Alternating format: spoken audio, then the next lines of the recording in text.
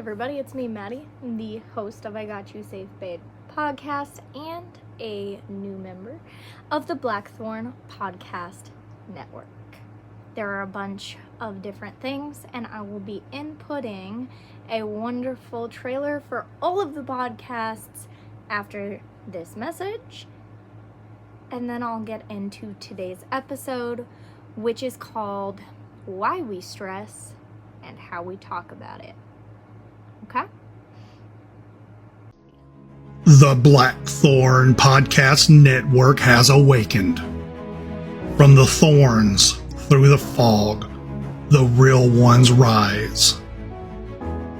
In a world choked with echo chambers and empty sound, a network is born from the marrow of myth, the grit of truth, and the unapologetic fire of those who walk the weird way.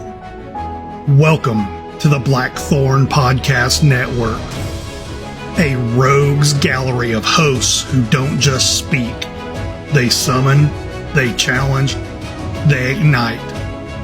Einar Blackthorn, forge-born, axe-tongued, eternally unbothered, host of I Am Heathen and So Can You.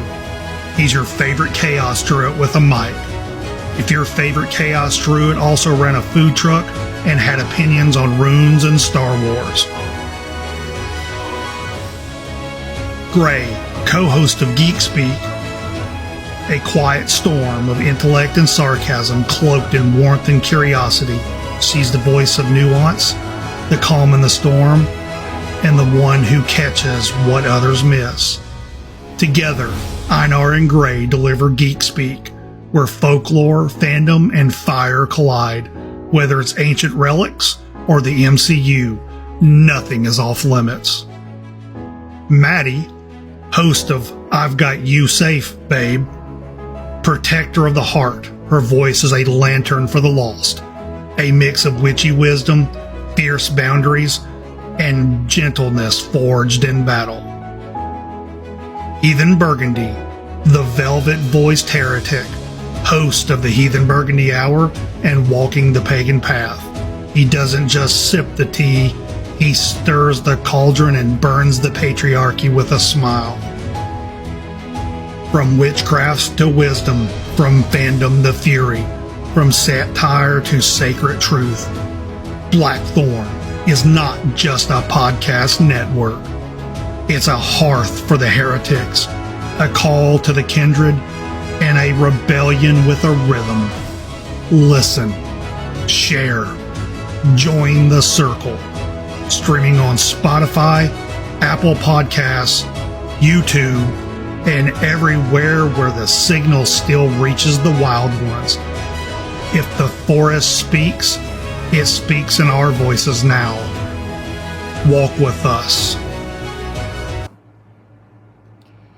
So when we're talking about stressors, these can be financial stressors, these can be stressors in day-to-day life, this can be kids, this can be whatever you are experiencing in the moment, right? Often we only think about how stressors impact ourselves, but are we taking into account that those same stressors or different stressors may be impacting our spouse, right? This is the other half of our life. If my job is to make a home that is safe, comforting, welcome, surrounded by security and love, and it is my spouse's job to provide that security, what happens when it all falls apart? Now, I was sitting here like, why is it taking so long for me to record? I feel like I've hit this block in content, and everything that I had planned for the next episode happened. Over the last month, both of our vehicles have decided to break down. The landlord is selling the house that we currently live in, and we are sitting here really, really stressed out, and we thought we would be able to buy out this home, but we're not able to. So because of all of these stressors and all of these pieces falling into place all at once, we've actually had to have the hard conversations that we will be talking about today. How does financial stress impact a relationship and a family. But financial stress is a hard one, especially when you have a homemaker and a breadwinner, right? And it's led me to say, hey, if I'm going to do this podcast thing, then I've got to do it seriously. I've got to buckle in. I've got to start working towards growth, engagement, promotion. I have to do this thing. And in so doing, I have also had to decide how I was going to do it, where I was going to do it. All of these pieces that have actually fallen into my lap fairly recently. And if I had launched and I had done this seriously, I wouldn't be in the position that I'm in now to take off as a podcaster. So, thanks to the Blackthorn Podcast Network, I'm able to take off in a way that I never thought that I would be able to. How does this all tie in? This is going to become my full-time job. I'm manifesting it, y'all. Y'all follow me. Anyways, how can financial stress impact a relationship? Well, if I were out buying things all the time and saying, I need this, I need this, I need this, I need this, I need this, that would be my contribution to financial stress, right? Especially if I wasn't taking into account the income that we have and what's going out as far as what our usage of money is, right? So as we start to dive into what different stressors are and how different people may react to them, there's financial stressors. There is societal stressors. There's social media stressors, of course. And if we really think about it, there's also interpersonal stressors, trauma triggers. Clock that. Trauma triggers. And there's also the likelihood that you don't know every trigger, every stressor, or every situation that is going to happen within your life. When we are going through stressors and we're only thinking about how stressed we are and what the impact is on us, oftentimes we forget to communicate. And when we don't communicate, we shut down the feelings, emotions, and we forget to validate our other half. So if we are not conscious in our communication while stressed, then we shut down the opportunity for our other half to support us in a better or different way. For instance, I know that I have some triggers, right? Like loud noises. They trigger me a lot. Slamming, punching, kicking walls. Those are all really fast ways to have me regress into a ball of protection and not wanting to communicate at all, right? But if you come in and you say things like, I'm really angry and this is really hard and I'm stressed out and I am scared, then I can support you. I can absolutely support you. But it all comes down to communication and remembering to communicate when we're stressed. Caffeination break.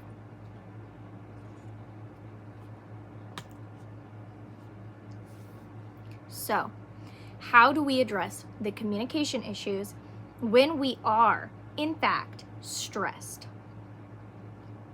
I, as a woman, choose to first support. I see that you are angry. I hear that you are angry.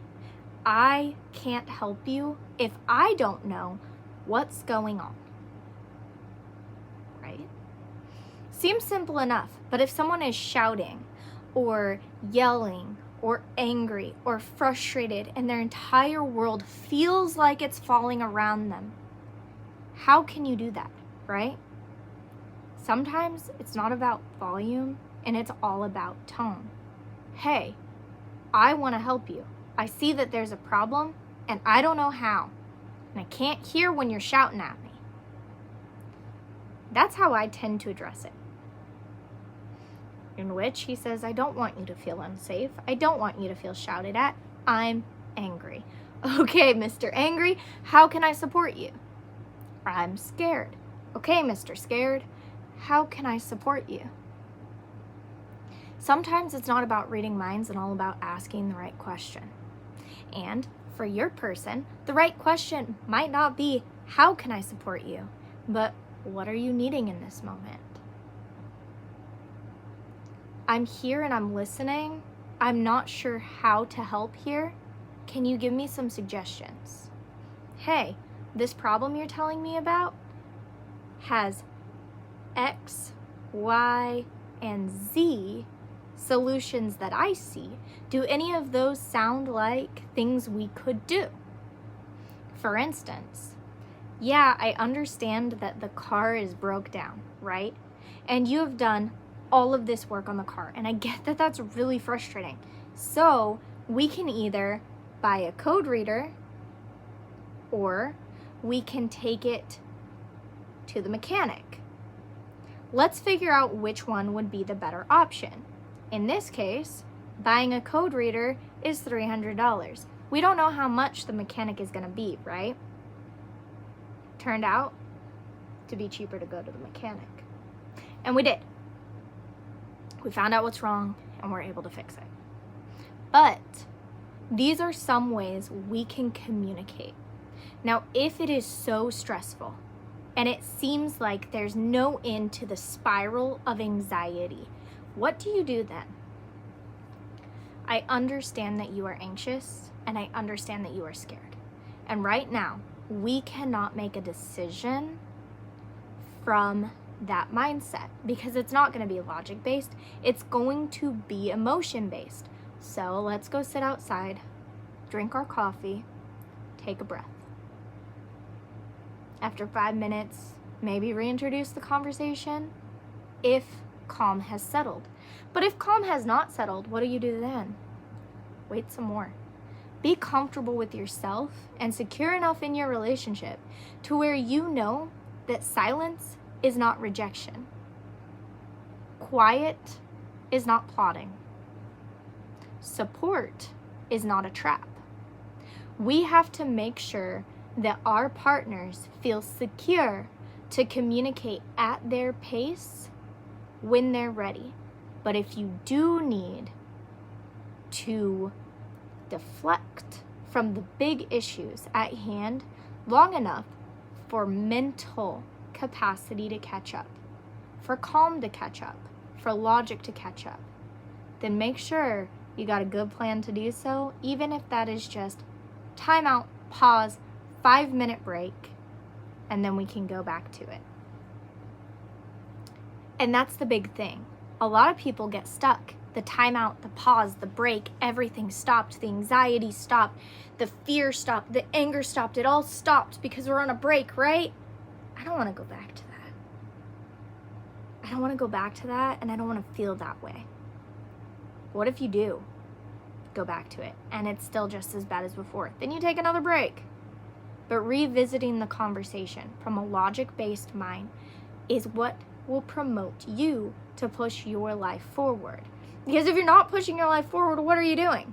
You're staying stagnant, or going backwards, or sliding down a hill, or getting pushed off a cliff? Is that what we're going for? Or are we going for revisit with calm, cool, collected precision and planning? I'm going for the latter. When we're talking about emergency, there's a priority to the conversation, right? Stress happens in emergencies often. A child is harmed, a partner is harmed, someone needs to go in an ambulance. What then?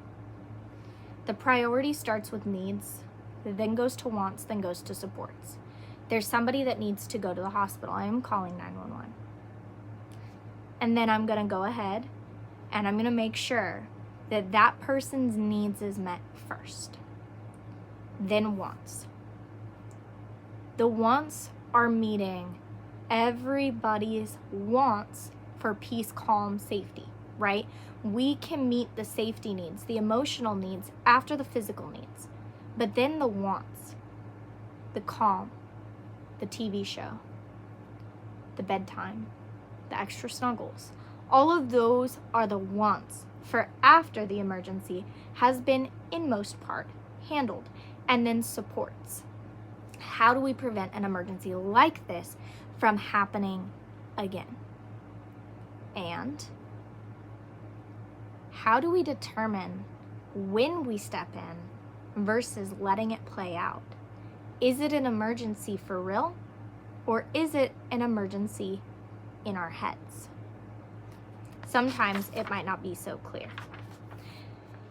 So, when we're talking about stressors and we're talking about the needs, the wants, the emergency situations, the supports, what we're gonna do, when we're gonna do it, how we're gonna do it, it's all well and good to talk about it, sure. But how does that actually play out in action? And is it gonna be the same for everybody? I pose that it will not be. Everybody has different trauma triggers. Everybody has different ways in which they interact with the world. Everybody has differences in how they face their fears. Everybody has differences in how those fears manifest. Everybody is going to have a different perception on what the right way to handle stress is. And when you are in a relationship, that means that you have to merge your coping skills with the established coping skills of the other person. And how do you do that? Communication. See how we just came full circle, y'all. Communication. Communicating what the triggers are that are known. Communicating that there might be triggers that are unknown. Communicating how you react when you're stressed. Listening when they communicate how they react when they're stressed. Understanding that things that may trigger you are coping skills they may use, and understanding that that's okay. You can both be triggered by different things. Some coping skills are unhealthy. Some coping skills are healthy. And I don't think there's a way to say, hey, you did this, you did this, you did this, therefore you have unhealthy coping skills. I don't think that that's necessarily universally true. My coping skills are not the same coping skills that my husband uses. But I also wouldn't say that me, as a person that did the therapy that I did and made the choices that I made and lived the life that I lived, has any right to tell my husband, who lived the life that he lived, has the triggers that he has done the therapy that he has done, is any more or less correct in how he handles his triggers. I don't get to decide that. I don't get to determine that. I don't get to make that choice for him. Only he can make the choice on how he wants to live his life and how he wants to react. But we also have to take into account that every single person has one or three of the initial trauma responses: fight, flight, freeze, or fawn. And we have to talk about those because they matter. When we are in a triggering situation where we feel unsafe within our own bodies, within our own homes, within our own yards, or within our own person, whether we're out in public or in private, we are going to go through one or multiple of these responses. Fight typically entails that you are immediately on guard, defensive. That can be a verbal fight, that can be a physical fight. That is you in defense, protection mode. Flight, running away. That can be shutting down, that can be disassociating, that can also be physically getting in your car and driving away from a stressful situation because you just can't do it. Freeze. Freezing can be a complete and total shutdown of the mind. It can be the inability to find words. It can be going nonverbal. Or it can be physically rooted and unable to move from the spot at which you are standing. And then there's fawn. Fawn is a trauma response that we see most often in child abuse survivors, domestic violence survivors, and in some cases, refugees and children who have been displaced. fawn is what we see in Stockholm Syndrome. Befriend the enemy so the enemy doesn't hurt me. So when we're looking at the fawn response as a trauma response, an initial response, it's often the least talked about and the most misunderstood. Because how can you be friendly to someone who's repeatedly punching you in the face? It's an initial response. It's not something that someone has a control over. So when we go through all 4 of those and we understand that each person is going to react to them differently, and then we look at situations that may not be life or death, then we have to take into account that there is going to be a myriad of blending of trauma responses within that. There's going to be so many ways that someone is going to respond to a stress trigger, or someone is going to respond to a PTSD trigger, or someone is going to respond to something that is said or done or put out there, or if their life is simply imploding and they feel unsafe within their person. We have to take into account all of that, and we have to remember to communicate through it. Because if we're not communicating through it, and we're just sitting with ourselves and only ourselves, and we're thinking that we're the only one in the situation, we're bound to result to the most comfortable coping skill that may be the most comfortable for the individual, but could be the most damaging in a relationship. We have to make sure that we are communicating, hey, I know that you have a fight response. I have a freeze response. So when you do this, my brain does this. And when my brain does this, you've expressed you feel this. And when you've expressed you feel this, then I feel this. And it's not about making each other feel bad or being guilty or harming one another in a way that is intentional. No, this is about understanding that you, in a relationship, are one part of a whole relationship, and your significant other is the other half of it. So when we're working together, we're focusing on working together, and we're collaborating in our responses to trauma and our stresses, what we're doing is we're building a foundation of trust. When you're scary, my brain does this. And I know that you're not angry, you're scared. But your scared looks like anger because you have a fight response. And my brain says unsafe. And when my brain says unsafe, I get really quiet. I'm not ignoring you. I'm actually taking in more information. But I can't express it because my brain says this isn't safe and I'm being shouted at and I'm bad and there's nothing that I can do about it. But I know that you're just scared. I've worked to calm my trauma responses down. My husband has worked to calm his down. And we work together to find ways to logically solve problems that does not involve physically, psychologically, or mentally harming one another. And to do so, we have to understand that communication through the stress is the solution to healthy communication through issues and logical problem solving. We can't logically problem solve if we're not communicating what that problem is. I know this was a shorter episode, but this is an episode with your host, Maddie, and thank you so much for listening today to I Got You Safe Babe podcast and my 2 cents on why stresses happen and how we talk through it.